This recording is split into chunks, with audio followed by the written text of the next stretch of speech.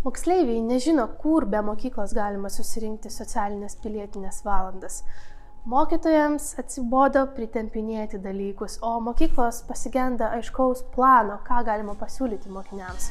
Ar žinojai, kad pagal bendrąjį ugdymo planą mokiniai privalo pateikti pasiūlymus dėl socialinės pilietinės veiklos?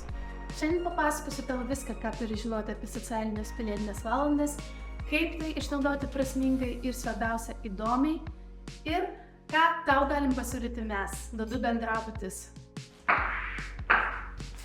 Kas yra socialinės pilietinės valandos?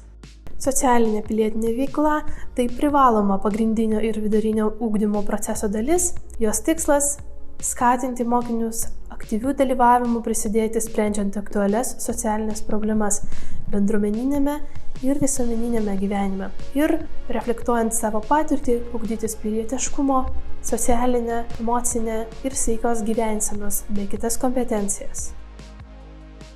Kas atsakingas už socialinių valandų rinkimą? Švietimo įstaigos ir patys moksleiviai. Kiek valandų tu turėtum surinkti? 5-10 klasių moksleiviai šiuo metu privalo surinkti 20 valandų per vienus mokslo metus, o 11 ir 12 70 valandų per 2 metus. Kodėl tai naudinga tau? Juk ne viską galima išmokti mokykloje, sutinki? Tokios veiklos metu tu gali įgyti svarbios patirties, tu gali prisidėti prie miesto gyvenimo, bet taip pat tiesiog smagiai ir linksmai praleisti savo laisvalaikį. Kur galima susirinkti socialinės pilietinės valandas? Mes turime tau gerą pasiūlymą. Platformoje Savanorystė Vilniuje LT gali išsirinkti pačius netikėčiausius variantus.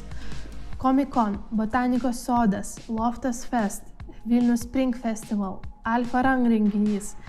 Taip, visa tai gali būti tavo socialinė pilietinė veikla. Registruokis, dalyvauk ir gauk savo patirtį patvirtinantį skaitmeninį ženkliuką, kurį beje po to galėsi ateityje panaudoti, ieškant darbo ar praktikos. Be to, įvairius pasiūlymus gali turėti organizacijos, kurios vykdo veiklą skirtą bendruomenės geroviai, aplinkos išsaugojimai ir įvairioms socialinėms problemams spręsti. Valstybės pažinimo centras, Atviras jaunimo centras Bazė, VŠI Trenktūras, Vilniaus Atviras jaunimo centras Mes ir taip toliau. Taip pat savanoriškos veiklos pasiūlymus galima rasti Vilnius City of Learning arba savaplatforma.lt. Jeigu nori gauti socialinių valandų atmintinę, ją gali parsisiųsti mūsų svetainėje dudubendrabutis.lt. Visos naudingos nuorodos video aprašyme.